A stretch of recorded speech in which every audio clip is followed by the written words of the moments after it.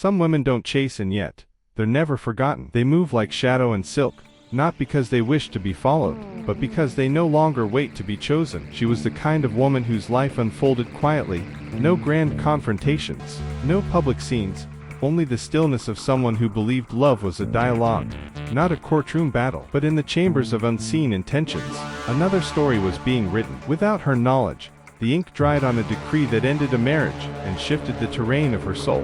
The man she once called husband moved like a strategist, though even he was moved by forces he did not understand. Jung would have called them the shadow, those repressed desires, resentments, and fears that act through us when we refuse to look inward. His mind, perhaps, carried an unspoken belief that severing the bond without confrontation would be cleaner, easier, safer for his ego. Yet in doing so, he avoided not only her presence, but his own reflection. In the deep architecture of relationship, the animus, the inner masculine of a woman, becomes a mirror to the man's own masculine principle. When she trusted him, that animus was cooperative, warm, loyal, but when he acted without truth, her inner masculine awoke with a different energy, silent, discerning, and touchable. This is where the feminine's true power begins, not in resistance, but in detachment. Imagine her days then, unaware of the silent legal machinery turning against her. She still picked up her child after school.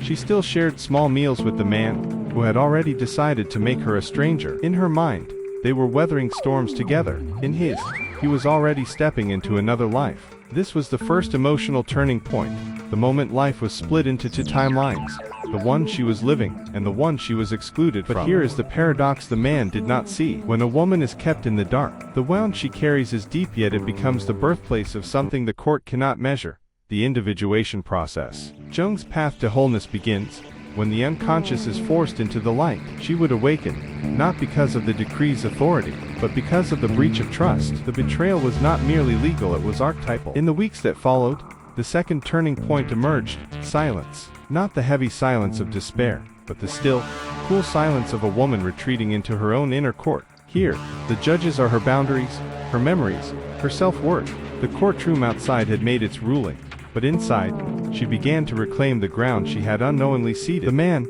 meanwhile, believed closure came with the signing of paper. He did not understand that the psychic bond between two people is not dissolved by law, but by the inner shift of the soul. Until she withdraws her projection from him, until she stops carrying the image of the man I love in her mind, he will still feel her absence as presence. Then came the third turning point, confrontation with truth. It arrived not from his lips, but in the form of an official notice, long after the fact. For some, this would break the spirit. For the woman in this story, it broke the illusion. This is the exact moment when the feminine steps beyond victimhood, when the soul says, I will not beg to be informed. I will inform myself. Through the lens of trauma psychology, the act of withholding truth is a power play, but through the lens of Stoicism, it is also a gift, for it forces the one wronged to practice the art of sovereignty. She began to see him not as husband, nor as enemy, but as an unmoving statue in the landscape of her past. And in that stillness, her own motion returned.